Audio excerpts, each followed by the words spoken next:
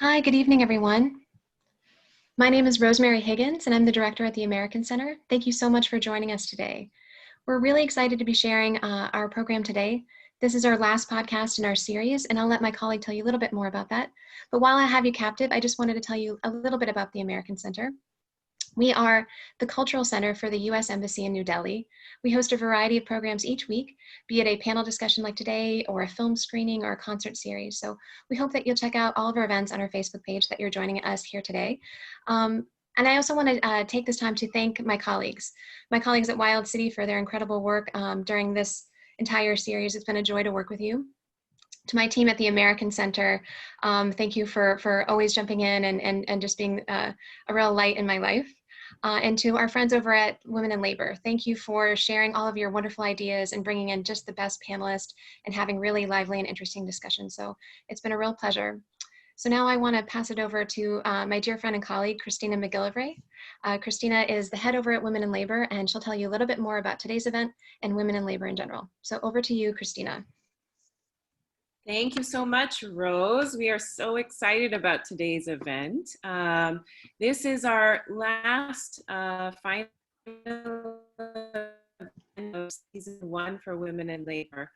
The podcast in season 1, we explored what is going on with women in work in India. It was originally inspired by the fact that we've seen a sharp drop in the rates of women participating in the workforce, and that's been further impacted by COVID and the lockdown.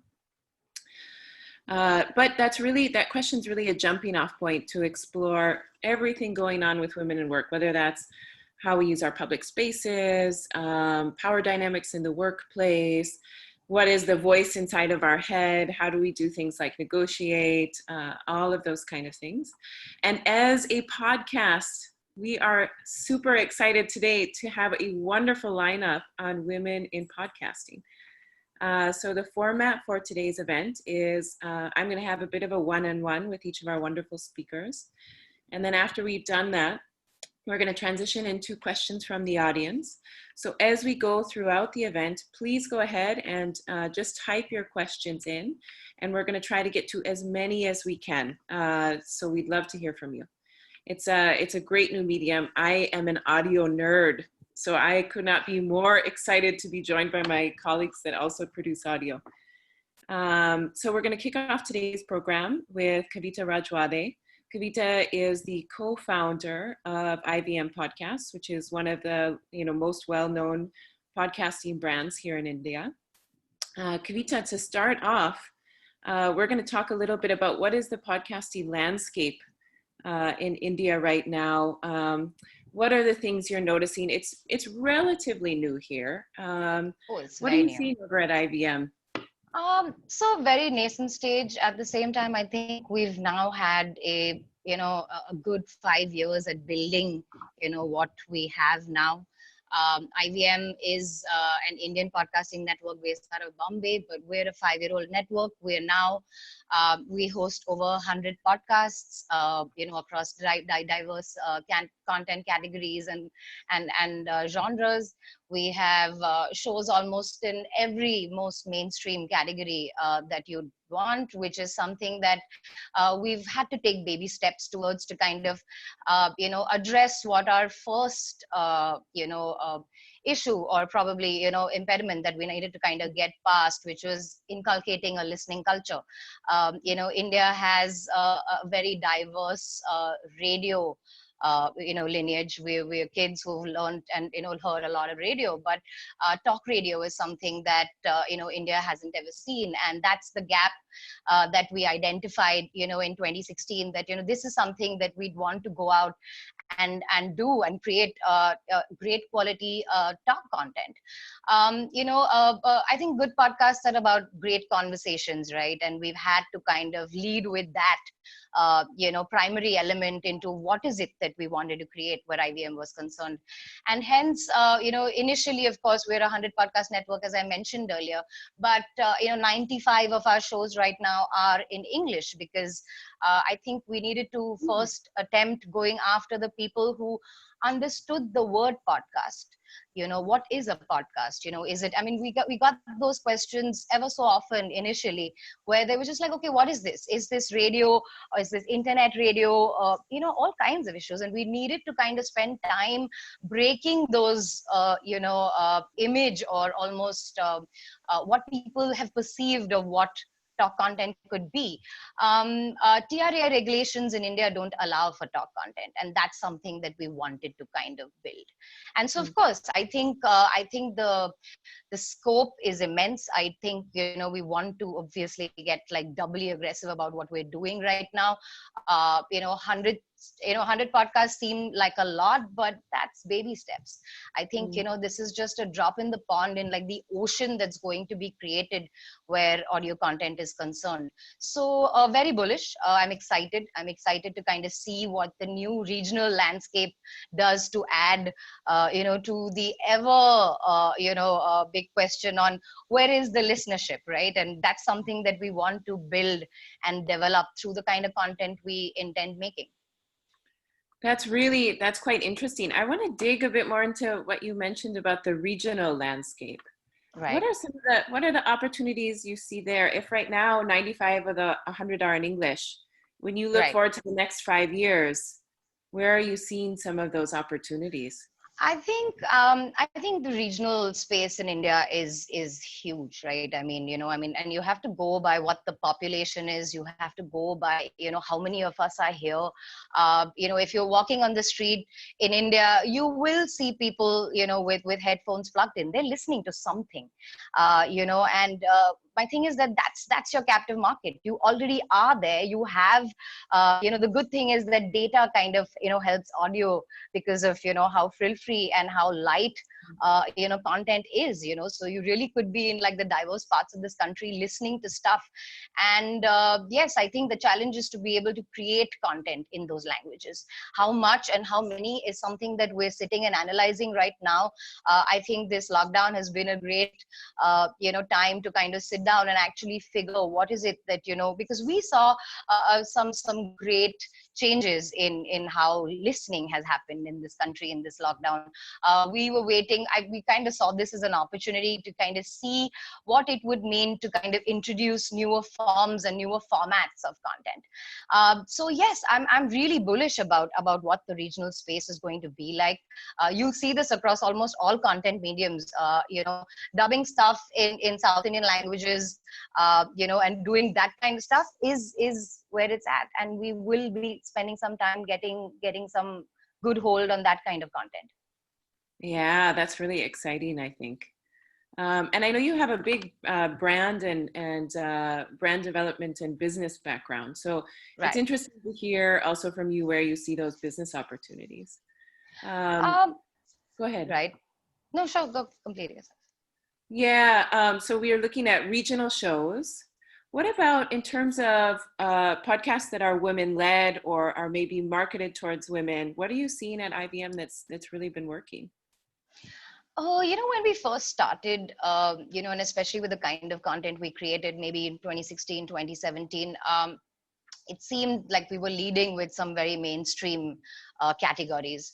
And I think, we now, I think maybe in 2018, 2019 have stepped out to kind of see what are the preferences that women have. I think we have a great, quality, gender agnostic listener base. I mean, this is the kind of feedback that we get because, those are the kind of people writing into us or, and we know that women are listening to a lot of stuff that we're making. But I think what we've had to also do is focus a little bit on their interests and see what we could kind of develop in those spaces, right? And I think in the last year, we've managed to find some great subject matter experts in some extremely diverse categories.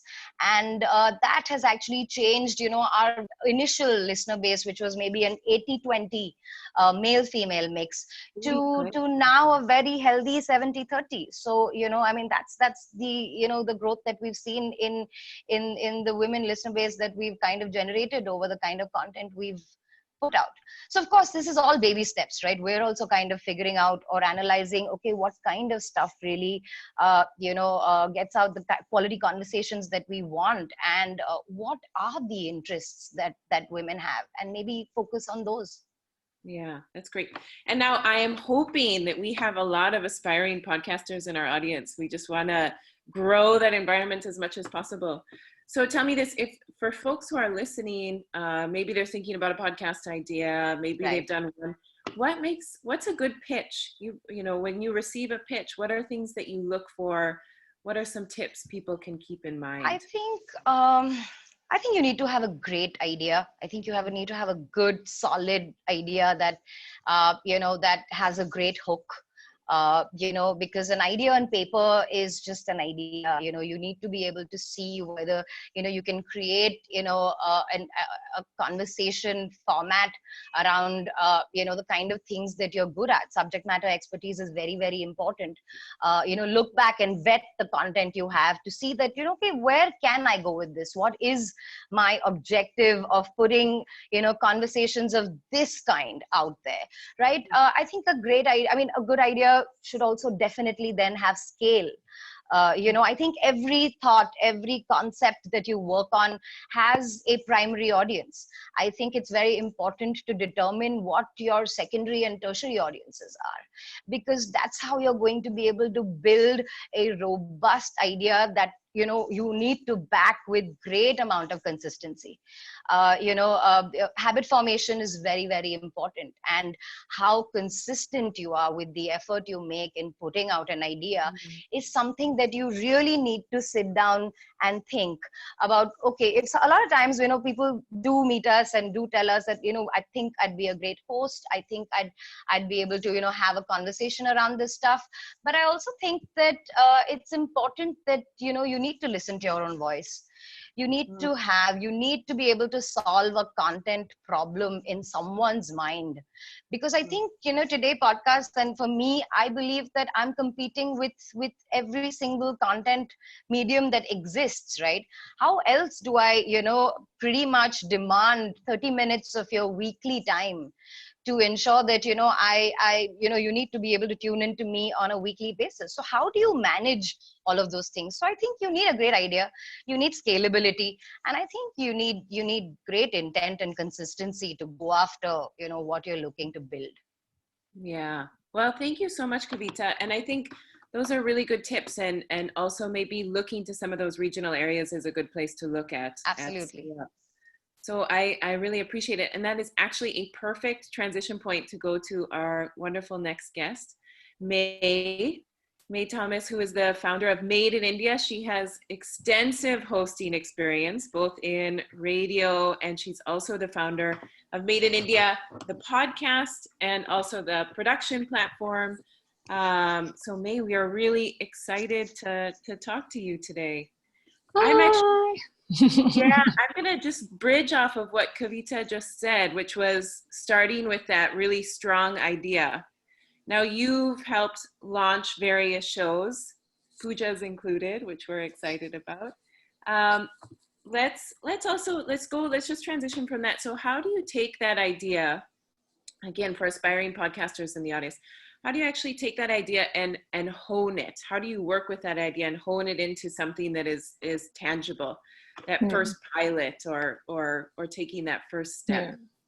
Yeah. So the thing is, I think especially when you're thinking about an idea for whatever show that you're making, right? One of the usual things that I get told is like, I wanna interview interesting people doing interesting things in interesting ways. And I'm like, that's literally every show. That's like Oprah. Like there's something about like just that idea that everyone wants to host, like be the host of their own show, right? Yeah. In the world. And I think that especially considering the digital medium in general, not just looking at podcasting on its own, that actually being really specific is really important. If you look at, your show, Women in Labor, you have such a very specific target of where we're trying to understand why women are dropping out of the labor force. That's super specific. And Very so I specific. think, yeah, I think that's really important, because then you have a goal in your mind and you're driving that. And that becomes the focus of your whole show. So everything that you're doing, right? Whether this becomes a show that you want to host, or whether it becomes a show that you decide you want to make. I'll give you a small, like an idea. Say, for example, you want to immortalize your grandmother's stories, that's something that you feel like, I think I want to understand the history of my family and where my grandmother came from.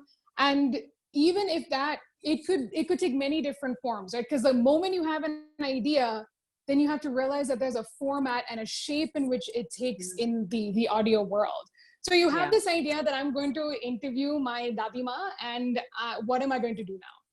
It seems super simple. Seems like a one-on-one conversation, but then it can actually be something completely different. You can figure out that, I'm going to interview my dadima, and what's going to happen is I'm going to create a narrative for this show. So I'll literally introduce myself like, hi, I'm Zainab, and I, come from Bombay, and I've been living here for the last 30 years of my life. And, I come from an Aga Khani heritage, and, I want to, tell you about my grandma and her stories. And then you create the narrative through your voiceover, and you use clips. So, this was my dadima talking about her grandfather and where he came from, because we have a royal lineage. And the show seems extremely personal, and you'd wonder who the hell would listen to this? It also is everyone thinking about their grandparents, right? You're immortalizing a story. Sometimes personal stories can also be extremely moving to anyone else who's listening to it.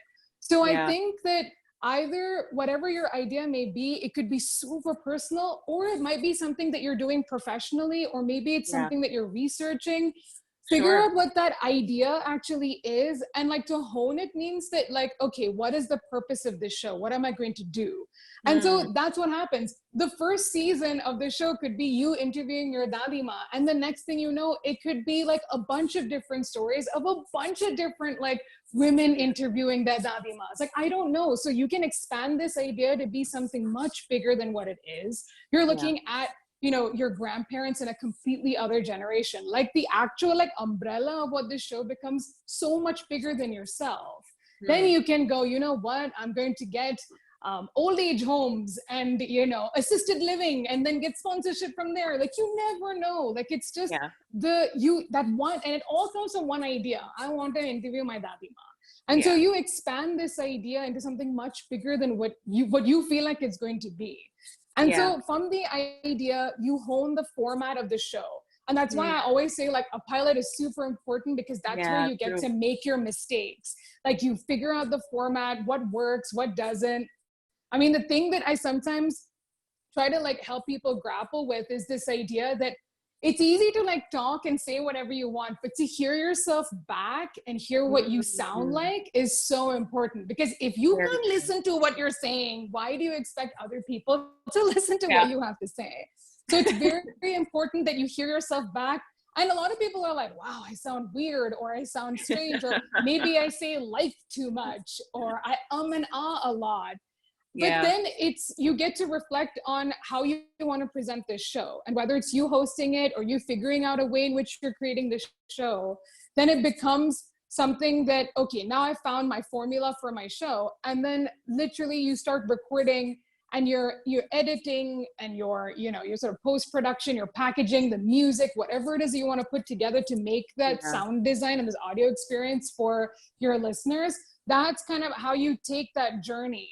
And so I always tell people, don't rush, take your time, make something really good, because once you're super proud of that, once you listen back to it and you go, oh my God, when you can go, this is gold, I'm going to pat myself in the back about how amazing my show is. Then you have this yay, I've made something great. And if you think it's great, your friends, and please, I always say this, show it to your friends and family. They will be your biggest cheerleaders and your worst critic as well. So take it from them, because they might be like, oh, this is very sweet, I really like it. But I'm thinking this, I don't like the sound of that. So that's where you always have to figure out, try to see if you can get some people to hear your show as well. Even if it's just close friends and family. Because then that Yeah. feedback also helps you, because it's not just you listening to it, it's other people listening to it too. So I think that to some extent like can hone your idea. Yeah, for sure. And Mae, those are really good tips. You know, so like don't be afraid to be specific. That's really important. Find that format. And then I think I've learned so much from you just have to not let perfection be the enemy of starting. You have to you have to start it, and then you have to hear yourself back. Some of the things I've learned the most is when I listen, I edit our tape at Women in Labor, and I learned so much from listening back to how we're asking questions. You know, are we getting to the point? You know, editing is your best friend. Podcast, I keep telling people, a podcast isn't some rambly conversation. It does not. So yeah, it is not. That's not what a podcast is. It's two people just rambly. No, a podcast can be a conversation, but editing, like you might not realize how much you're actually editing out. I edit so much of my podcast, like even my own personal show. So much of it's edited. I'm taking out whole chunks of just like nonsense. It might seem good like while at the time, but when you hear it in post, you're like, no, I'm not keeping this. I'm cutting it out. So I agree with you. Editing is extremely important to making your show just like crisper and tighter. Yeah. And now, Mae, we've just got a couple of minutes left on our individual conversation. What about in terms of what's going on with the industry? What are you finding that's really interesting? You and I had a long chat, but what do you think is interesting that's happening right now?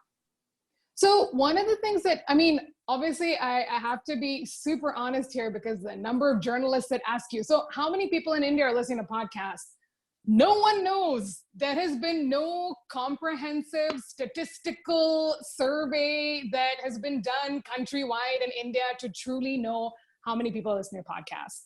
A lot of the time it's sort of like guesstimations and just like cobbling together information that you know, talking to the right people. But from whatever that I know and that we've like sort of experiencing on the most basic level, globally, like even if you're looking at platforms alone, obviously Apple lead when it comes to like listenerships internationally. And then comes Spotify and like every other app. And the thing is, in India, not the same.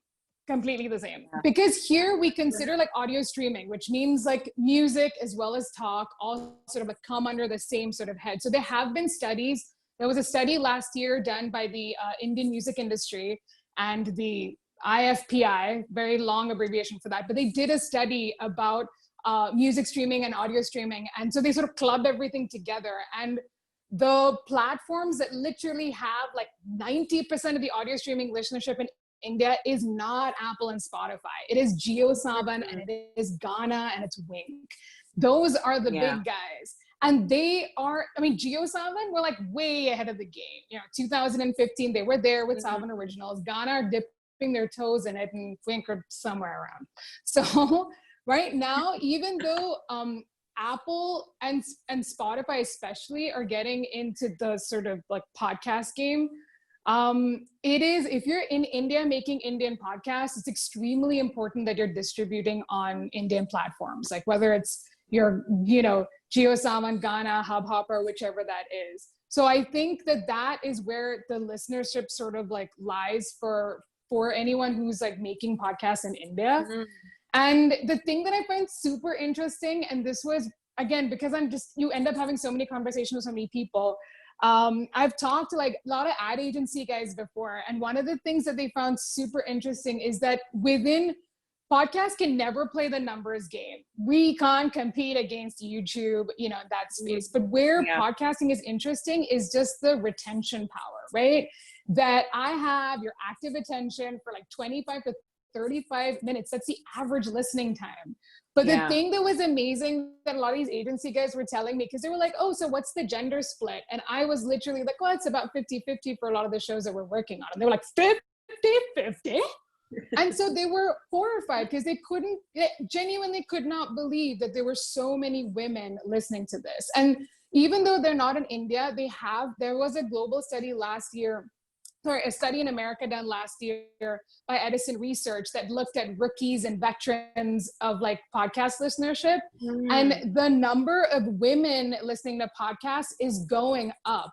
So if you're a new listener, there are literally more women listening to podcasts because again, the representation is higher. You have shows like Two Dope Queens and you have Girls Gotta Eat. And, you have a show like Caliphate, which is, led by a woman. So you have all these I know. There's so many of these incredible shows like with women. And so when you see yourself in that, you're like, I want to listen to this. And so podcasting as a trend now, more and more women are consuming it as not just shows, as a medium. So yeah, definitely like for all those ladies and podcasting. Yeah, keep it going. Keep listening. That is awesome. Thank you so much, Mae. I really appreciate it. And next we are also going over to Pooja.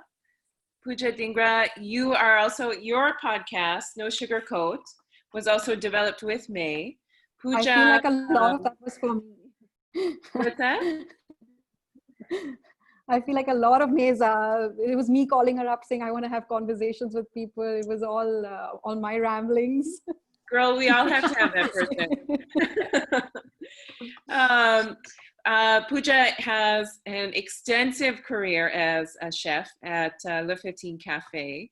She was also featured in our recent Women in Labor COVID special, which you can check out. We loved chatting with her, and I'm so excited to have her back here.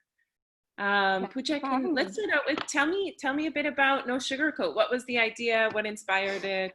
So the idea was generally about how people take for granted, or people think that it's very easy to set up a restaurant or get in the food business in India. And a lot of time when people talk about Love 15 and my journey, which is now 10 years, it's always that, oh, her life is a piece of cake and it's a cakewalk. And I was so frustrated because, like all day is like a struggle and you're fighting like against everything to make this business work. And then you see headlines like that. So I called Mae and I said, you know what, I want to have a show where it's literally like we take off all the layers. So it's completely, no sugarcoat at all. And we talk about real life and we speak to people from the industry and we talk about their journey. So a lot of times, like for most chefs, when, they're covered, it's always, you just see the fun, glamorous aspect of it, but nobody tells you about culinary school or what's standing for 16 hours in the kitchen does to your back, like you're working when everybody else has holidays. How does that impact your mental health? So it was just about, let's have these conversations with these great chefs. And through the process, I think the listeners got to know the guests and me a little bit as well. That's great. And it is a wonderful podcast. I definitely recommend everybody check it out. Thank you. So tell me this, I know you had some previous hosting experience, but tell me about what was it like to host a podcast? Oh my God, Mae, I think everything that Mae was talking about was me. So I was the one who says, oh, I think I say like a lot. Oh my God, my I can't listen to my giggles. I giggle so much. I would like listen to a playback of an episode and I would just call and tell her like, take the laughter off. And she's like, no, we have to keep it. It's natural. It flows. I'm like, but I giggle too much. So it was really strange. The whole fact of like listening to your own voice, getting used to listening to your own voice, and also as a interviewer, right? So I think there Mae also, held my hand quite a bit because I know her from her radio days and she's interviewed me several times. So I sat with her and said, okay, how do I ask these questions? And I think the biggest learning for me was to not mind the silence, because I feel like in the conversation, I always, the minute I had like even a little bit of silence, I would want to fill that. And I think over time, and when you gain a little bit of experience, you realize how impactful the silence actually is and how to use that to your advantage. So I think for me, that was a big learning to, even we just recently, recorded 2 bonus episodes and I had to call her and tell her, why do my sound like that? Sounds extremely inappropriate. Let's take them out. So that's a good thing, right? About editing, that you can kind of fix things. Yeah. So I think, just flow and then, fix it later. Yeah. And I think that silence thing, when you're starting out, it feels so awkward, right? Yeah. But it's so necessary because if you ask someone a question, their brain is in this trajectory, right? Yeah. They're traveling down this route. And if they have a pause, which means they're maybe going deeper into thought, and then you redirect that train of thought, then you might have missed a gem. Yeah. What about researching?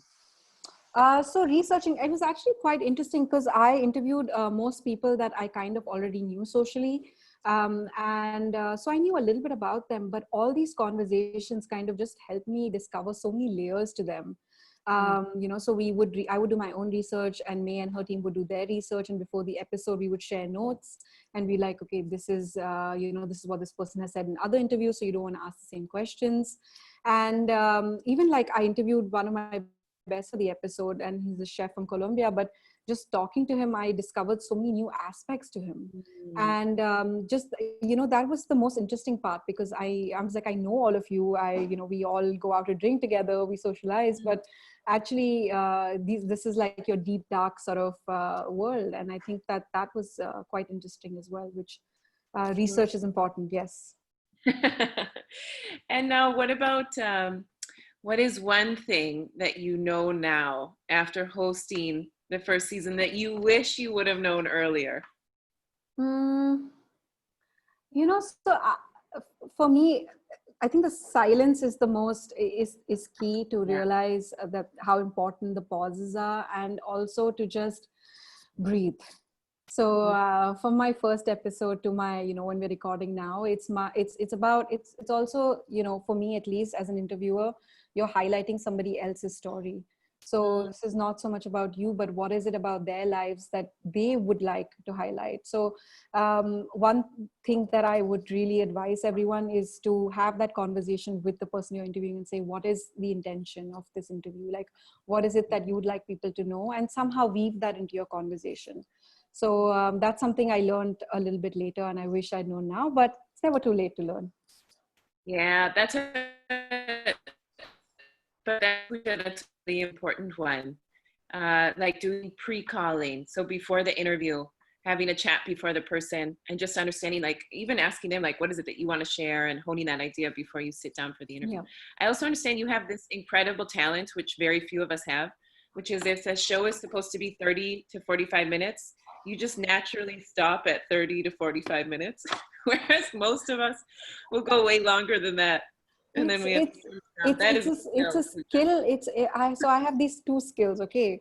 Or I think I have them. I don't know. One is that I always measure the correct amount. So if if I need 100 grams of butter, I will just take exactly 100 grams of butter and put on the scale. It just happens. Actually, 3. The second is I can always guess bills. So if I'm shopping somewhere, I just know the total, whether it's a restaurant, whether it's a supermarket, I just know what the total is. And 3 is Mae thinks it's because I'm missing my phone too much and I need to get back on Instagram. So she says that's the longest I can stay is 40 minutes. And then I know a bell goes off and says, I need my phone. So yeah. That's funny. Well, thank you so much, Pooja. I appreciate it. Thank you. All right. And next we have our very own Maanya Sachdeva. Maanya is heading marketing at Women in Labor, and she also comes from a background of great digital and editorial experience. Maanya, we started Women in Labor in the second half of 2019 from complete scratch. And now we are going up to 175,000 listens, which I think is great. So much of that. Marketing cannot be underestimated, I think, especially those of us in the content end. I think we desperately need people like you to lead us on the marketing end. I mean, I think that it's been wild just watching Women in Labor become this thing. I think we were thinking about it hitting 100,000 and we were like, that will be amazing. And then it hit 150 and we were like, this is getting like wild. So it's definitely been an interesting journey. Over the course of it though, I think I had never marketed a podcast before. So it was definitely a lot of hit and trial, but now like 8-9 months in, I think I have a bit of an idea about what goes into kind of getting people to tune in. Yeah. So what are some things you would share from this experience? What have you learned? Let's say for folks who are listening, how do you go from 0 to 100,000 listens?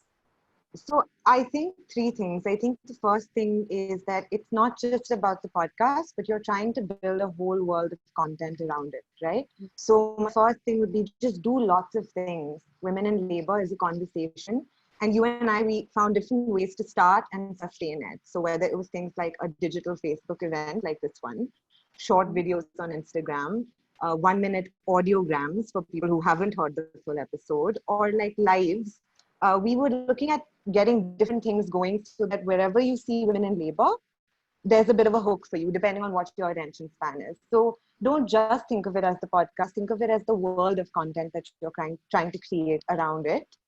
I think the second thing would be that podcasts are about co-creating, right? A podcast, I believe, thrives when it exists as part of a larger ecosystem that supports it. So women in labor, it looks like we're 5 people in the team, but it takes a village. We were able to bring different women from different parts together to help us assemble all these different parts of content, right? So we had an amazing event partner in Wild City. We have our AC colleagues. We had graphic designers, all the 20 guests on the podcast, female panelists like on this one. This meant that we were supported by an incredible network of women, and they were able to help us drive the conversation in different directions. And I think the third one is just to create that marketing blueprint, right? It's tedious and it's overwhelming to look at all the different things that you are trying to make work together. But you need to just sit down once, even if it's half-baked, even if it's tentative, and it will change, but make the effort of like putting everything down so you have a holistic picture of what's there, what's missing, how can you increase social media content. Maybe you're not doing enough press coverage. So I think being able to look at the larger marketing picture a few months in advance is always a good way to go. Yeah, that's great. And now tell me, Maanya, let's get a little into some of the like nuts and bolts of this blueprint. Yeah. We've divided it for our podcast. We divided into 3 phases. Then you tell me about those 3 phases? We divided it into 3 phases. We divided into pre-release, which kicked off from about January. Then was release, and then we're in post-release right now. Essentially, what we were trying to do is build a community on social media and things like that, even before the first episode had dropped, so that when we did release the first episode, there was already some people waiting to listen to what we were going to say about this issue that more people resonated with than maybe we had imagined in the beginning, right? So I think we post twice a day, and I think that totally depends on what your followers are like, what their engagement rates and things like that. We post twice at 12 p.m. and 4 p.m. Mm-hmm. And I think consistency is really important, right? So if you can't post every day, every hour, don't promise that. But if you can keep it to a regular schedule, then people are going to come, get what they expect, and go back happy rather than being disappointed. Yeah, that's great.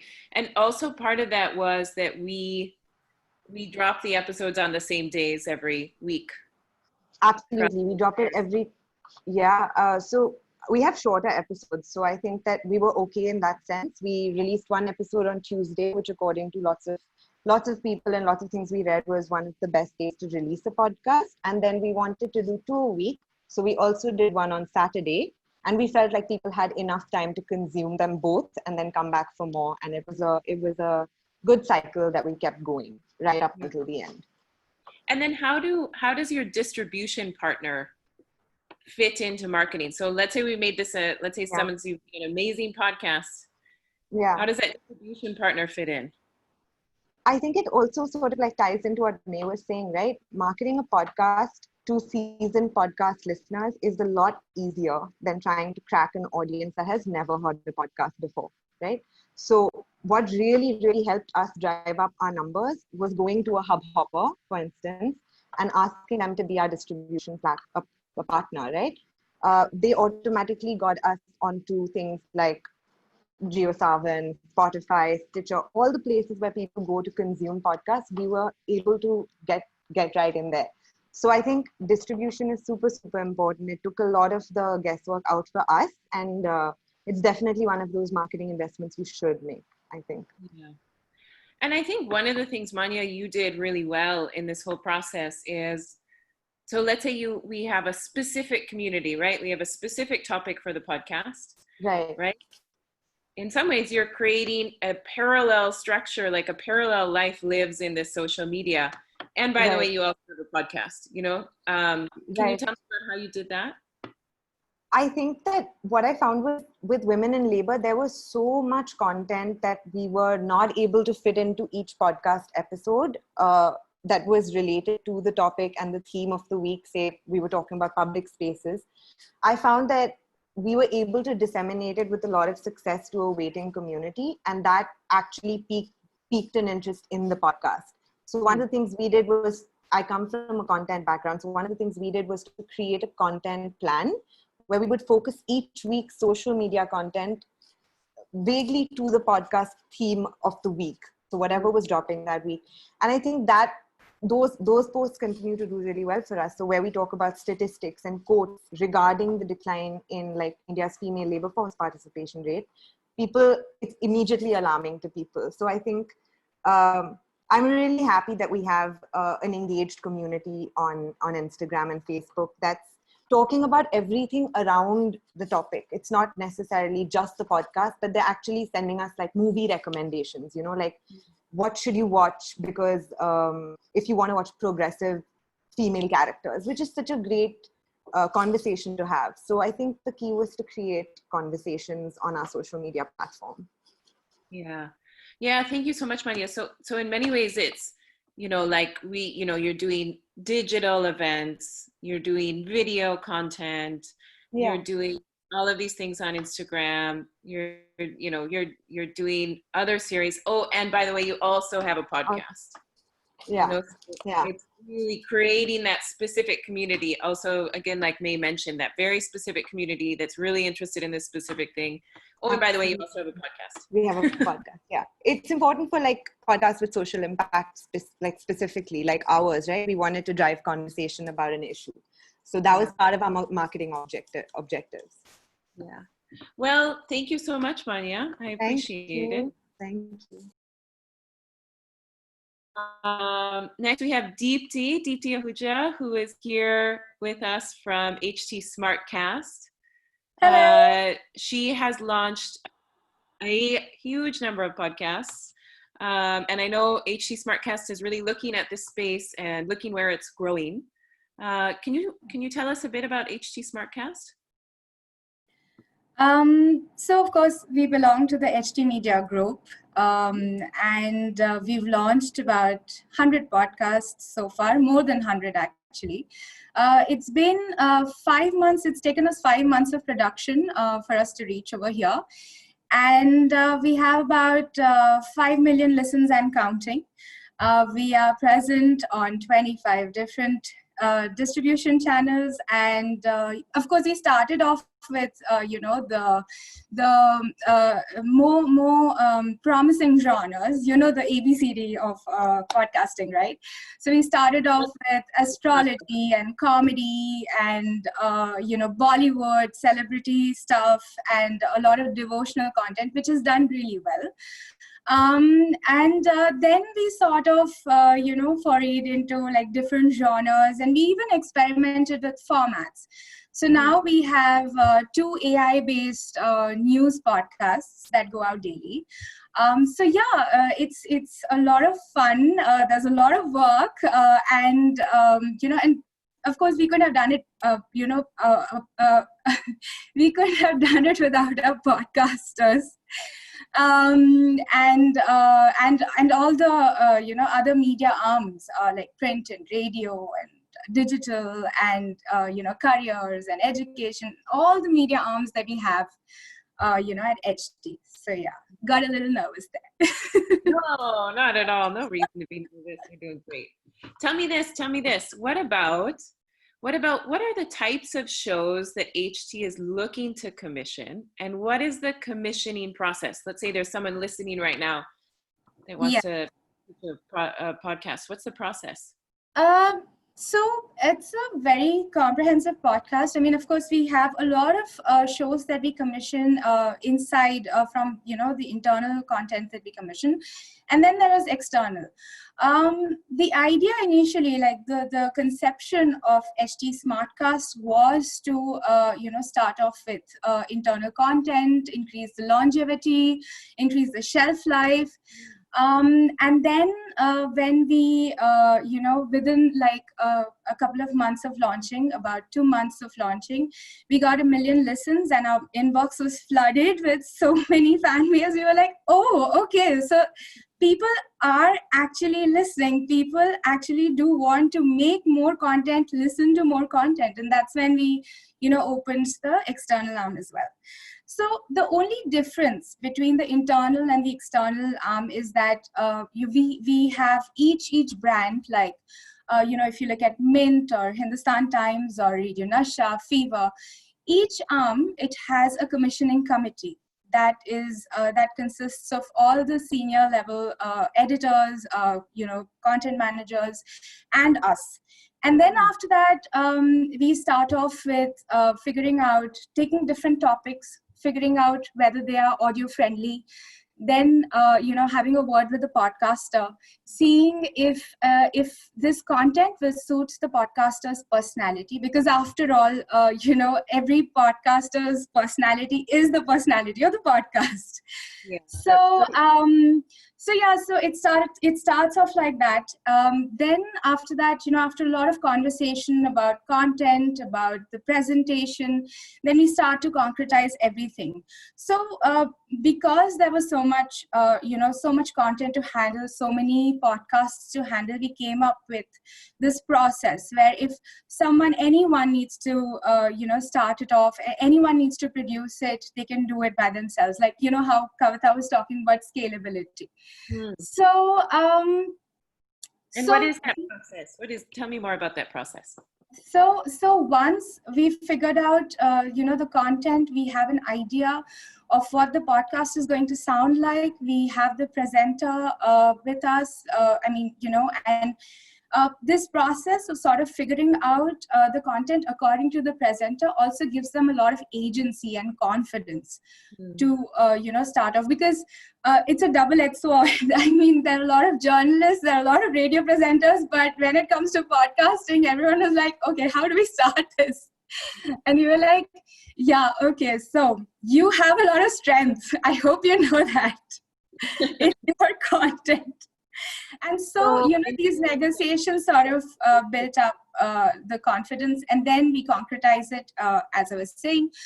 We have this thing called the concept note, where like the smallest things, like, the name of the podcast, the duration, the frequency, we address that, to the most ridiculous yet very important things, like what does a day in your listener's life look like, right? And then after that, once that is set in stone, we know that this is how it's going to be. We all are on the same page with everything. Then we start sampling, the pilots. We start creating all the pilot episodes. And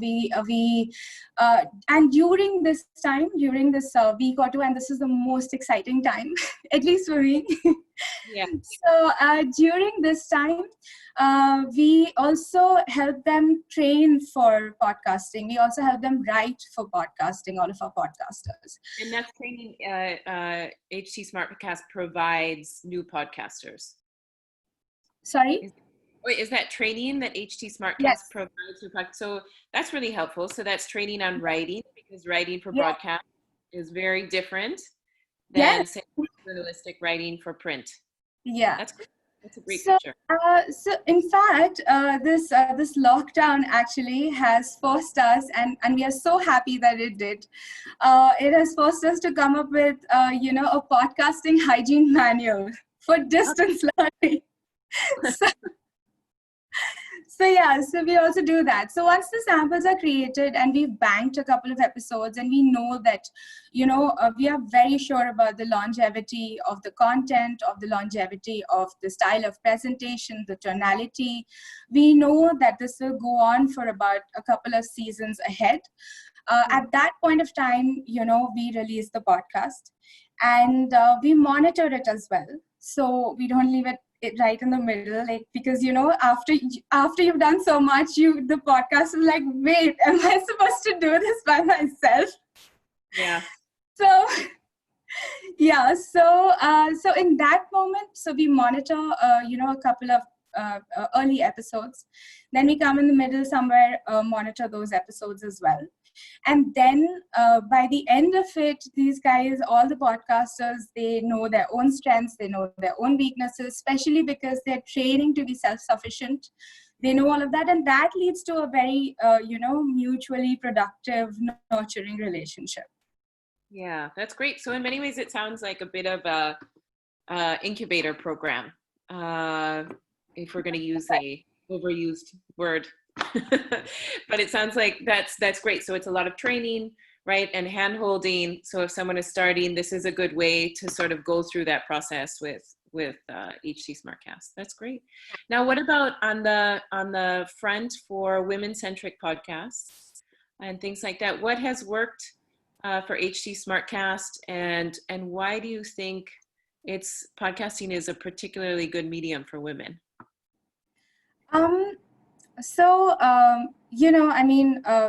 Okay, so women think like 100 times before they open their mouth. I'm sure all of us have gone through this at some point of time in our lives. We've gone through this, and but podcasting offers you it gives you the potential. It offers you that space to actually not to react, but to respond. And you can do it in your own, you can come from your own comfort zone, you can talk about it in your own manner, and you can present it the way you want to present it, right? Considering that podcasting right now is a very, very democratic medium, and there are no style guides as of now. I mean, of course, there are a few just to keep everything functional. But at this point of time, everything is so democratic, open, and free. I feel that this is a great, great place to start for women to just talk about their experiences, and of course, figure out ways in which these experiences are not just, just out there in the open and then just poof, like, they can actually plan things. They can actually figure out, okay, so this is what my season 1 is going to look like. This is what my season 2 is going to look like, and so on and so forth. So it gives this medium gives that kind of space. So if you look at women-centric podcasts as a genre, we have a huge repository. We have about 18 podcasts. Some of the very, very notable ones, at least, I mean, also conceptually, are She Slays, there's Red Confessions, there's Resize, there's Gender Question, there's Five to Thrive. And amongst our regional content, which is also very, very important, especially because it speaks to women who don't stay in India. I mean, who don't stay in, the metro cities. It speaks to the India outside of these metro cities, right? Yeah. So some of our very notable podcasts are Teri Meri Baat, Love You Zindagi, Parenting Ke Pal, and so on. In fact, some of the podcasts that are just led and hosted by women, they are also amongst our top performers, as Agra Smart News, which is like a local news, podcast, and it's done amazingly well. And there's the Millennial Mind, there's Rediscovering Gandhi. They're all, they all talk about a lot of different things. They don't talk about just the woman experience, but their podcasts have been doing exceptionally well. That's great. That's so good to hear. I'm really glad. And you're right. Also, the medium right now is very democratic, and it's a good medium for creating content that is longer and very thoughtful, right? And compelling and complex. So thank you so much, Deepti. I really appreciate it. All right, that was fun. We're going to go ahead and switch over to questions from our audience. Thank you so much. We have some great viewer questions here. We're going to start with Kavita. What is the sort of content that you're looking for in tier 2 cities in India? To be able to start, I guess, for starters, I think storytelling would be good. It's a format that they're already used to. Not to kind of say that, like their taste or palate is not developed. I think those are the spaces where audio is already thriving. It's just that you need to give them, a variety of another kind, actually. Community radio stations are already thriving, right? And that's something that, I think as a country, we have in large numbers. So I think it's about, bringing a certain kind of experience. I think podcasting, or like I said, conversations, and outside of the fact that storytelling is something that's most likely that we would probably lead with, but I think being able to put out conversations that are relevant to like the women in these spaces, I think is something that we would spend some time like creating, right? And trying to now find those voices is something that we spend, I think something that we get a lot of pats on our back for is because, we've got this really, really diverse range of conversations with different subject matter experts, right? And I guess we'll have to see how different, the experience of, building pretty much like the same content conglomerate in these spaces. So I think we would lead with maybe storytelling, and I think, and secondly, I think we would probably try and do like more conversation stuff. Yeah, that's great. Yeah, absolutely. Thank you so much, Kavita. And what about, I'm also going to pitch that same question over to you, Mae. What do you think in tier 2 cities? What kind of content do you think is ripe for making and being commissioned? So actually, it's really interesting that Kavita brought up community radio, because that is like, it's huge, right? Like there's so much that's happening. There's so much that's sort of like being focused around. I think in one of our discussions, we had this conversation about a radio festival that was happening in Delhi, and I got to meet so many people from different community radio stations. And so they have like, like I met someone from Nepal who was talking to me about a community radio station only for mothers, and I was like, that's amazing. How is this not podcasts? Come on, people. And so there's some incredible stories. They already have the resources of like a studio, and to be able to tell whatever is going on within that community, what will help that community. And then on top of that, I feel like there are, to some extent, it's because right now, I think, because also we're at this time, being informative is so important right now. I think everyone like wants to know what the hell is going on, right? So I think information is super key right now. And it's also that, to some extent, to understand what people are going through, what is like happening in the world, what's happening with your neighbors. I think there's a little bit of both. I think there's some sort of level of being like informed and entertained. We're always trying to find that balance, right?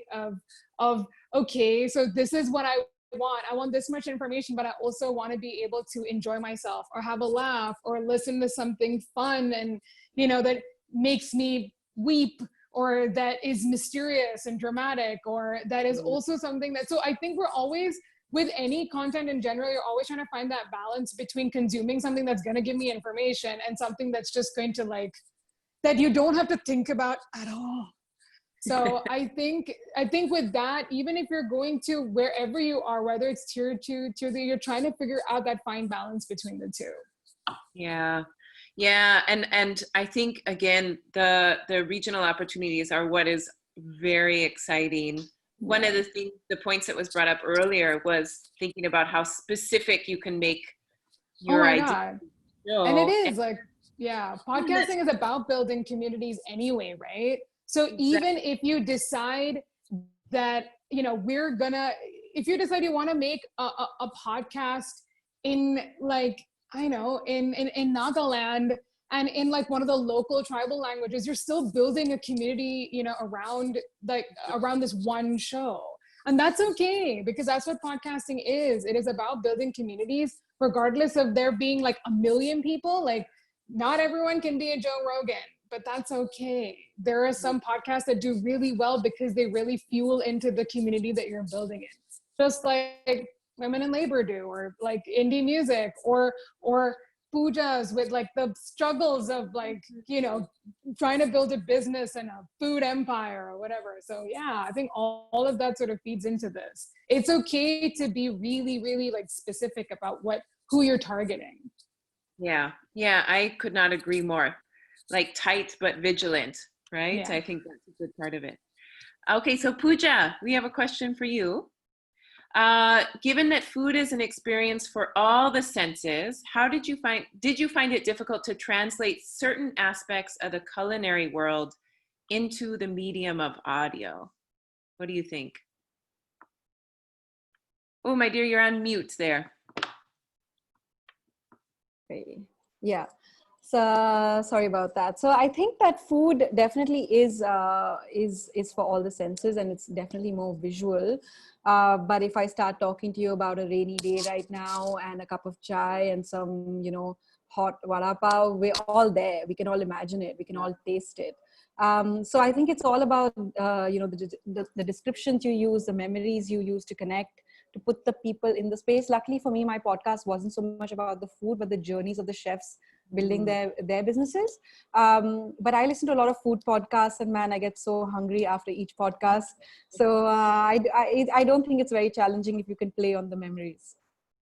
Yeah, that's such a good point. You know, one of the challenges is people, you know, folks today, we're so used to like being bombarded with images, whether that's, you know, sort of food images or YouTube screens, all of this stuff. So, you know, in some ways you have to sort of reconfigure your brain a little bit to think about, okay, how am I going to create this landscape, you know, or this foodscape for my listener, words. And so much of that in scripting, and I'm sure we've got some interesting insight here from folks, is just giving those small details and then allowing your listener to just fill in those experiences. Correct. Yeah. Like Pooja, I'm sure in your case, you know, just writing those small descriptions of food, is that, do you find that challenging, or does it just come naturally to you? You know, my brain is wired to think of food 24/7. This is a big problem in my life. So it comes fairly easy. Yeah. Yeah, I bet. I smell of chocolate. That's what I can tell you guys now. I've just come out of the kitchen and I do smell like a giant bowl of chocolate. There, you can imagine that. I think whoever you are surrounded by is probably pretty lucky if you smell like it. Yeah. Okay, great. Maanya, I've got a question for you here from our audience. What has been the best part of the women in labor journey for you? This one's easy, right? We've spoken about it so much. It's definitely been that I found my professional purpose with a podcast about women and work. What fun. So I was working as a journalist, and now I've found great joy in being able to talk about and market and sell podcasts. So it's given me my whole professional purpose. So that's been the best thing about the Women in Labor journey. And it's even better because it's about working women. So that's awesome. Yeah, well, that's great. You know, one thing I think, and I'm so thrilled to hear that, you know, one thing I think too is that because podcasting is this medium that requires sustained attention, and direction, I think that there's a lot of scope to, you end up pouring a lot of yourself into it and into the structure. It's not like fleeting from one thing to the next. It does require that sustained attention. Absolutely.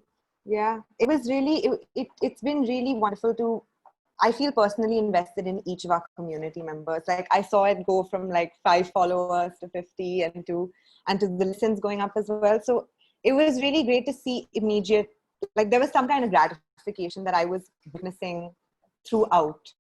So that was awesome for me. And like I said, I want to do this all the time now. I want to keep talking about podcasts and keep getting more and more people into it. And that's been the best thing, that I was able to figure out a way to kind of start doing that. Yeah. So thank you, Christina. No, don't thank me. It's a whole team. Yeah. I'd be actually curious for the rest of our panelists about how you have how you discovered podcasts and how you shifted into them. Deep, do you want to tell me a bit about how did you first discover it, and what was that shift like getting into podcasts? Oh, I just spoke about it in, my own podcast. It's called The Great Indian Pod Map. And it's all about advertising and marketing and, it starts with this, really tiny two voices conversing about. So there's my cousin who was saying, "Hello and welcome to your favorite program, Gani Jani Mani." And I'm like, I have to use this. This was done back in 1997. And, it survived on my uncle's SoundCloud account for the past 10 years. And I was like, this is where we discovered podcasting. So that was, without knowing it, we were attached to the audio medium. My mother also happens to be a professional singer, so I spent a lot of time in All India Radio and in recording studios. And then after that, so basically I was writing these books for children. It was, it was for schools all across India. And it was in order to, for each standard, it was about, letting children know about their rights, the kinds of abuses there are, sexual abuse, physical abuse, so on and so forth. And there were these tiny stories that we would write. And you know how we used to have, I'm not sure if you have had the same experience, but we used to have these unseen passages in school. And so, the children would read the story and go on and answer those questions. And I was like, okay, so I've done this, but I think they would do better in an audio medium. And that's when I started my first podcast, which was Kachi Mitti, a body of barefoot stories. And that was just all about different kinds of stories, slowly and steadily. That was my first stint in podcasting. And I was just, from the first episode, it went on to becoming something completely different by the end. And I was like, okay, so I've made a mess of this. Maybe it's time to abandon this and start something new. Yeah. So yeah, that was my first experience.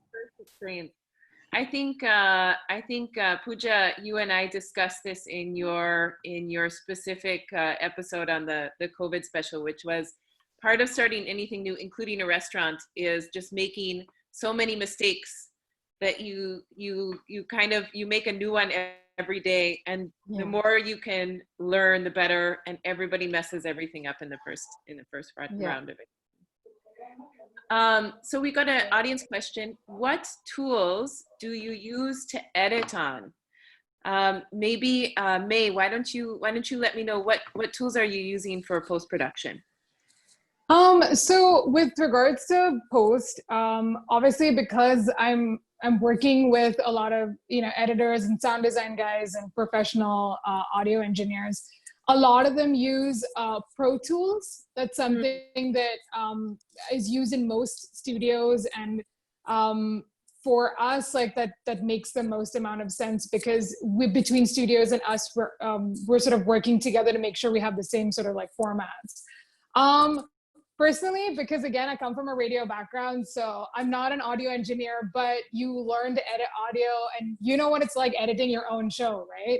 So I've used stuff like Audacity, I don't know how to use GarageBand, but I know people who use GarageBand. So there's like at least free softwares that you can use to like edit stuff. And there are so many tutorials online on YouTube. If you just go how to edit audio, literally everything from like Paneer Burji to how to edit podcast is all available on YouTube. It's super easy. So it's not a difficult thing, to figure out how to do it. Like I said, they're free softwares like Audacity. I use Audacity, but obviously my engineers use something like, because they're doing like hardcore, sound design and things like that. So so they're like ninja sound guys. So I leave it to them to use whatever. But yeah, if you're just starting out, it really helps to get used to like something as simple as GarageBand or Audacity, for example. So those are the ones I use. Yeah, no, those are great tips. Kavita, we have a question in the audience for you. How does one pitch to IVM? Well, visit our website. We have a form that's right there to kind of pitch your ideas to it. We've asked some very specific questions, you know, and yeah, we've got a form, but we have a method of having people approach us in that way. But yeah, get onto the website. There is a form right there for you to use.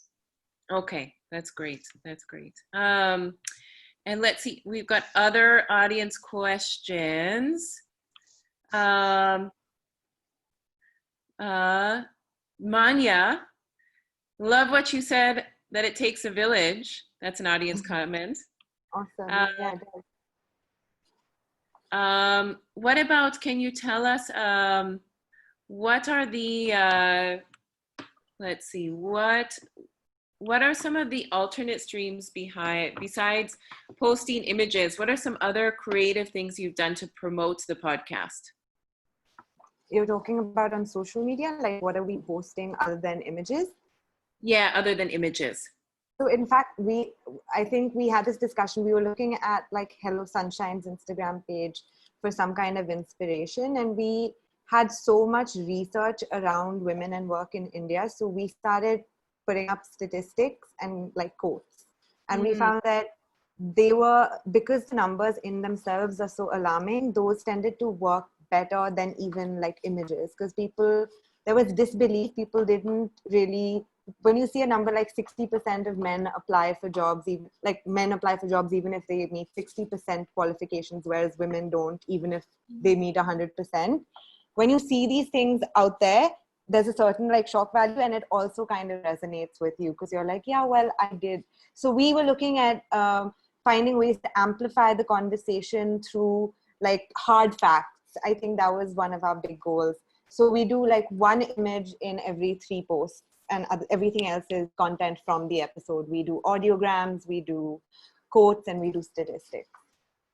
Yeah, thank you, Maanya. Yeah. Mae, what you'd mentioned, this is from a viewer, Mae, what you'd mentioned about specificity is so important. In terms of narrative, what are some of the things that strike you when you read a pitch? Oh my God, honestly, that's such a tough question. And and I have to be super honest here, it's really subjective. What might appeal to me or to anyone else will always vary. But I think, because like I think it's really hard to be like, this was a really bad idea, this is a really good idea. I gave like one very small example where it's like really broad. But okay, I'll give you an example of like something that I thought was not a great idea. Just so you understand like the level of it. So there was there was someone that had called me who wanted to do a podcast around like interviewing very sort of like beginner starters, like entrepreneurs or whatever.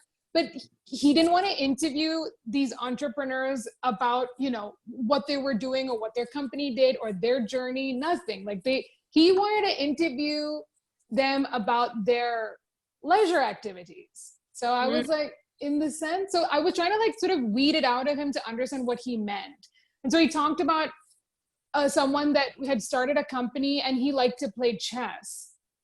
But then as an episode, where does that go? So, I mean, unless it's like something like this guy like swings cats in his backyard, like, or plays golf with Tiger Woods, like unless it's something like, wow, this is crazy what he does in his leisure time.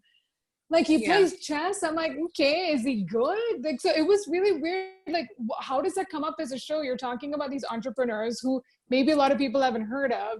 And then on top of that, you're talking about their leisure activities, which is like, would people want to listen to that?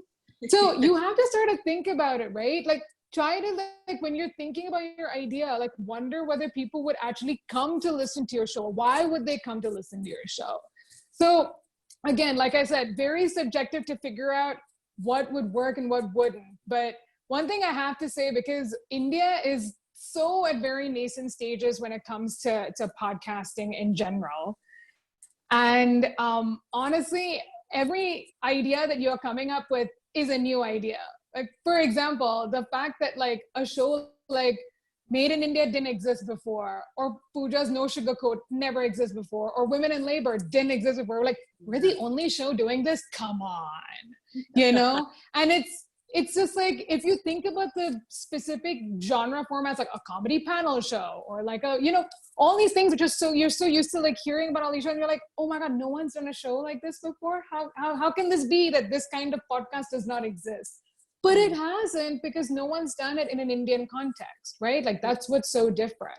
So any ideas that you're coming up with might actually be new. And please do your research, find out. One thing I always say is like, you can come up with like, sometimes I have moments where I come up with an amazing name for a podcast and then it's taken. Damn it. That's the most bumming. I feel like, oh, now I gotta find another name for my podcast. That totally is. That totally is. You know, one thing I always find helpful that I do when I'm pitching or like an episode or a story or a concept is I take a friend who is close by to a coffee shop or a bar or something, and then I walk them through the story verbally. Yeah. And I can visibly tell when they are getting bored or like when yawning. Just be like, should we go get a drink?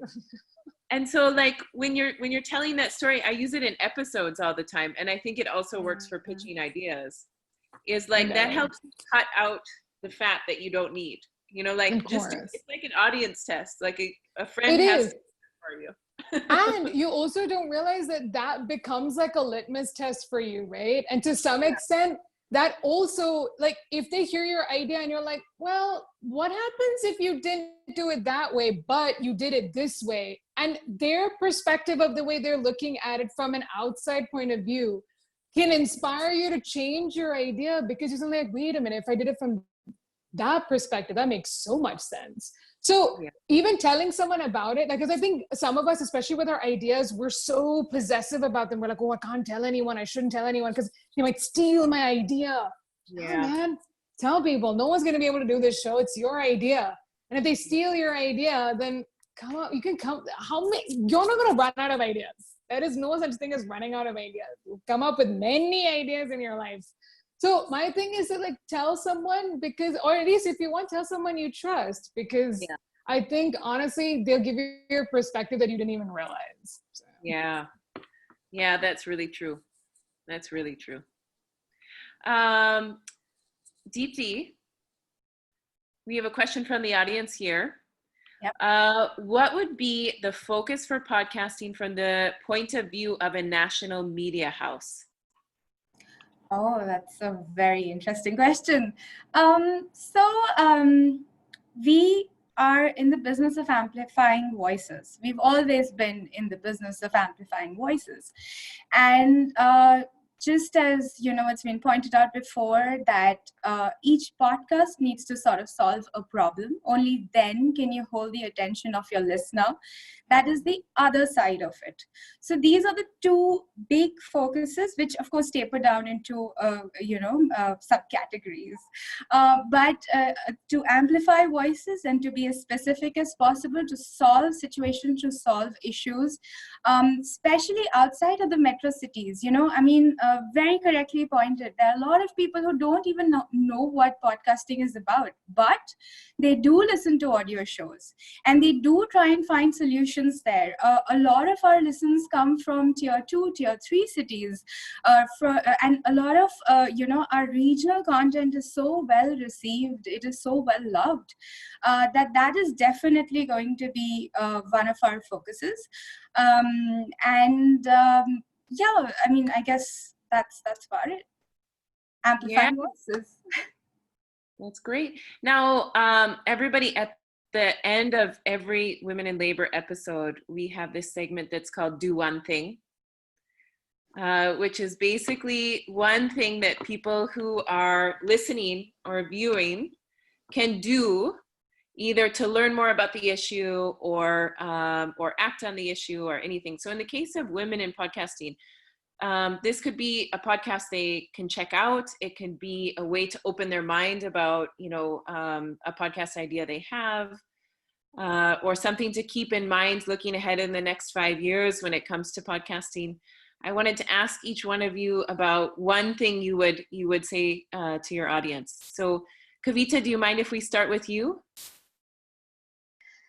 So as much as all of us have been talking about how prepared you need to be when you're thinking up of an idea, I think women tend to overthink things. Just relax. When you've got something, back it with as much conviction. If you know when you have a good idea, and try not to be like delusional about it. But I think don't overthink it. I think I spend a lot of time, especially when I'm creating shows with women.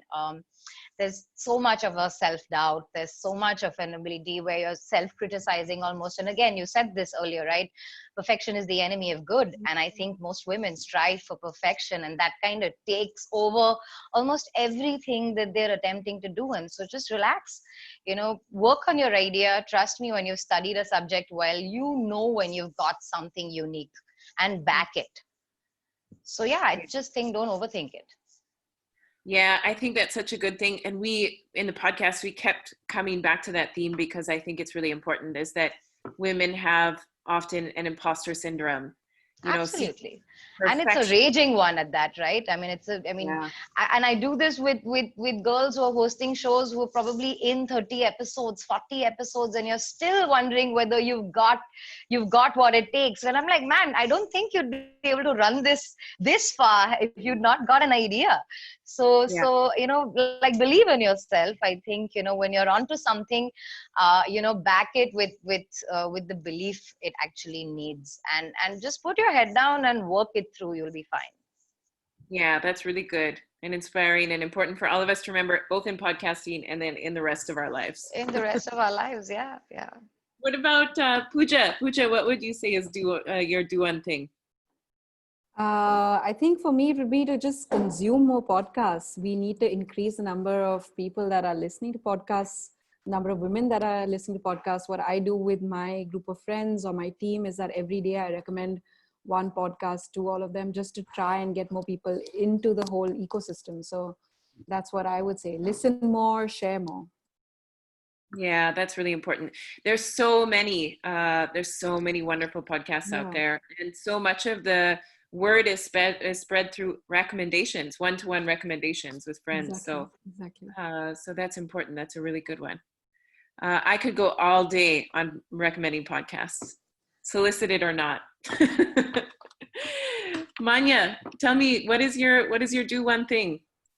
I think one of the things that really stayed with me while we were recording Women in Labor was when we spoke to Deepa Narayan, and she said women tend to feel like they are the only ones who feel this way, like whether it is that they're not doing enough or mom's guilt. We tend to internalize this idea that this is a uniquely us problem. And what I found amazing about podcasts was there's podcasts on all these things that you can listen to completely privately, right? Without anyone else knowing what you're listening to. So if my do one thing, I guess, would be if you're feeling a certain kind of way, do a quick search. There'll probably be a podcast that you would find speaks directly to you. And you can listen to it completely privately. No one has to know. And in that way, it can be like your, both your like agony aunt and your getaway and your comfort. So if you're feeling a certain way, Google a podcast for it. Like there will be something. Yeah, that's a good one. And I remember, Kavita, you told me prior to this event that you've actually seen a rise in listenership with the lockdown. And a lot of that can also be due to the fact, Maanya, like you just said, that a podcast experience is you create this sound bubble around you. Absolutely. Where you experience this little world. And especially in the case of lockdown, where people are in their homes, you're always in each other's spaces. Podcasting actually creates this sound ecosystem around you. Yeah, absolutely. You're safe there. Yeah. You're safe there. It's a safe space. Yeah.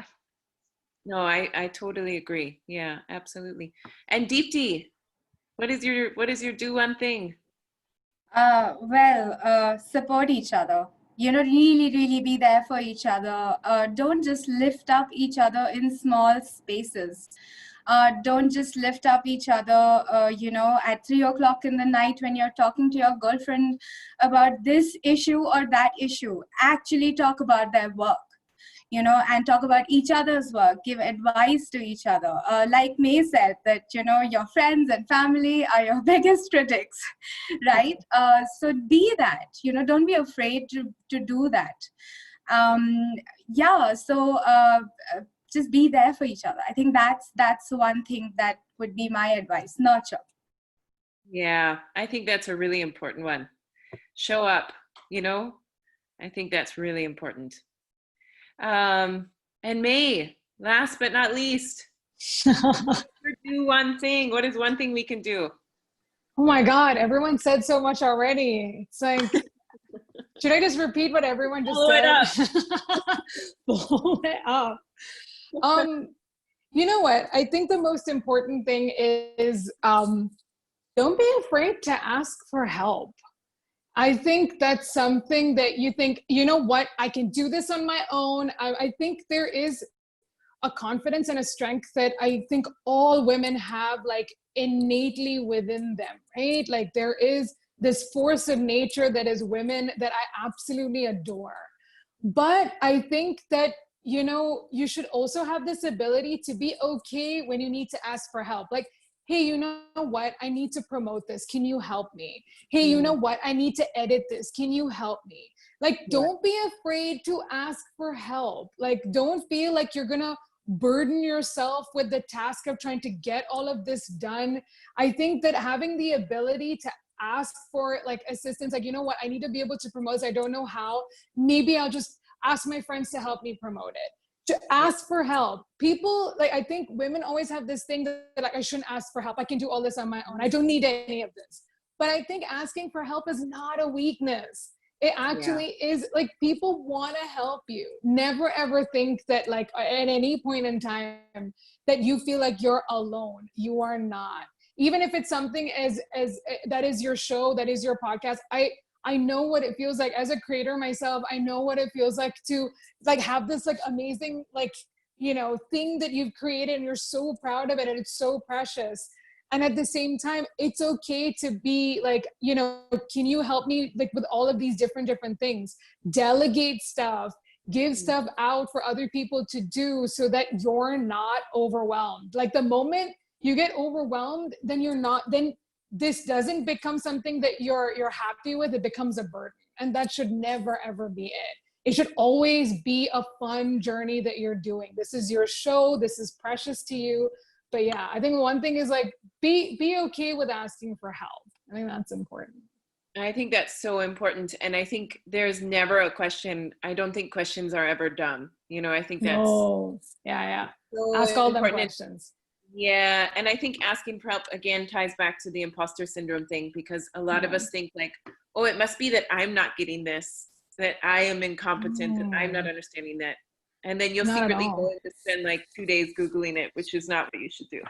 I do it all the time with my audio engineers. I'm calling them, be like, listen, I got to ask you something. How do we do this? And they never, like, I never have anyone in my life who tells me that I'm asking a silly question or it's stupid. I mean, it's you who feels that way. They don't. They're like, oh, good question. So I'll tell you how you can do this. And then you got the answer and you don't have to feel like it's a silly question. So yeah, definitely. I agree. Yeah, absolutely. Well, I just want to thank all of our wonderful, wonderful guests. I love this discussion and I loved being able to spend time with you ladies and talk more about women in podcasting. I hope that we see, just a multitude of new podcasts coming out. I hope folks in the audience are getting inspired to pitch and create their own. The more that we have, the more fertile and rich the whole ecosystem becomes. So it's a really exciting time to be in podcasting. It's a takeoff point, I think.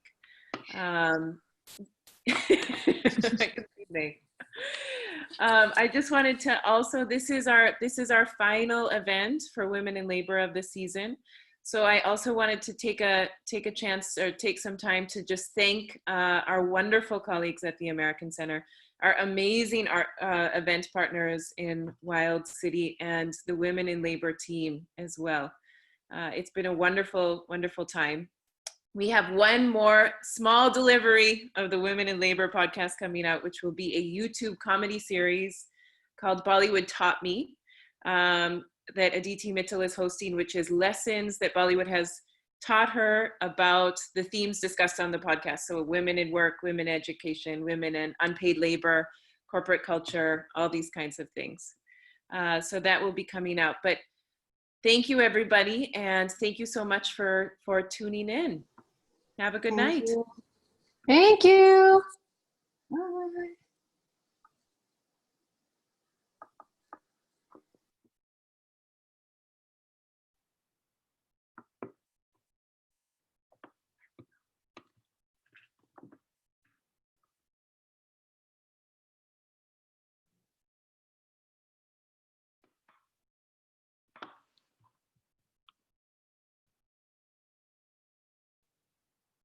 Are we off?